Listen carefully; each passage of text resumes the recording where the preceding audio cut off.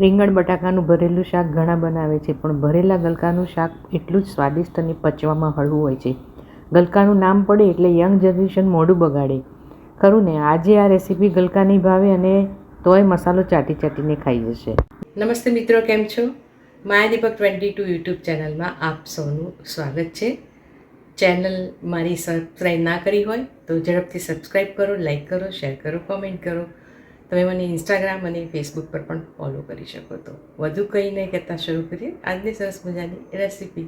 ગલકામાં પાણીનું પ્રમાણ ખૂબ હોય છે અને કેલેરી ખૂબ ઓછી હોવાથી પેટ ભરાયેલું રહે છે. વજન ઘટાડવામાં મદદ કરે છે, લોહીને શુદ્ધ કરે છે, લીવર માટે ખૂબ ગુણકારી છે, ત્વચા પર ગ્લો લાવે અને ભરેલા શાક પચવામાં ભારે પડે છે, પણ ગલકા ફાઇબરથી ભરપૂર હોવાથી પચવામાં હળવા રહે છે ને ગેસ એસિડિટી થવા નથી દેતા. મેં 250 ગ્રામ ગલકાને પહેલાં ધોઈ અને થોડીક હું એની છાલ ઉતારી દઉં છું. હવે હું તમને એક સરસ મજાનો જુગાડ શીખવાડું છું કે કટકા કરીને ઘણા ભરતા હોય છે, પણ તમારે આખા ગલકામાં આવી રીતે ચીરો પાડી દેવાનો છે, જેથી તમને ગલકામાં કંઈ ઈયળ હોય તો પણ દેખાઈ જશે. ચીરો પાડ્યા પછી મસાલો ભરી દેવાનો છે. સાદા ગલકા એકદમ ભગત જેવા લાગે, પણ એમાં શિંગદાણાનો ભૂકો, તલ, લસણ, ચવાણું, રૂટીન મસાલા ઠાંસીને ભરીએ ત્યારે ગલકા રોક બની જાય. અને ડાયટિંગના નામે ઘાસચારો ખાવો એના કરતાં આ બેસ્ટ છે.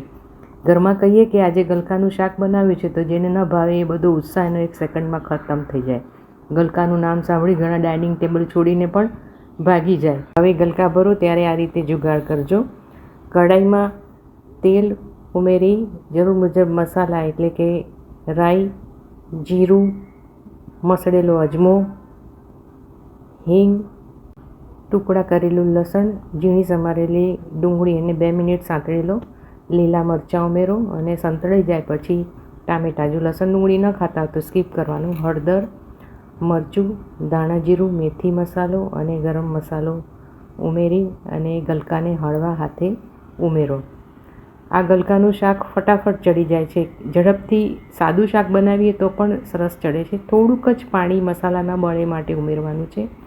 હવે થાળી ઢાંકી થાળી ઉપર થોડું પાણી ઉમેરશો તો એની વરાળમાં જ આખું શાક સરસ રીતે બેઠું ચડી જાય છે. મેં લગભગ 8થી 9 મિનિટ પછી ચેક કરી લીધું, થઈ ગયા છે.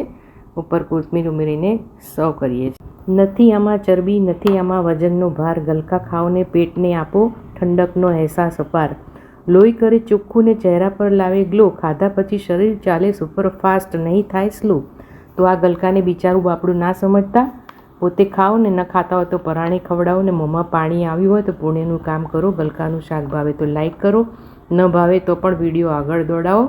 આવી ગયું હોય મોઢામાં પાણી તો ચહેરા પર લાવો સ્મિત. લાઈક, શેર, સબસ્ક્રાઈબ કરીને મારી ચેનલને આગળ વધારો. મોડું ન કરો. તમારા ગલકા વિરોધી મિત્રોને તે ખાસ શેર કરજો. Thank you.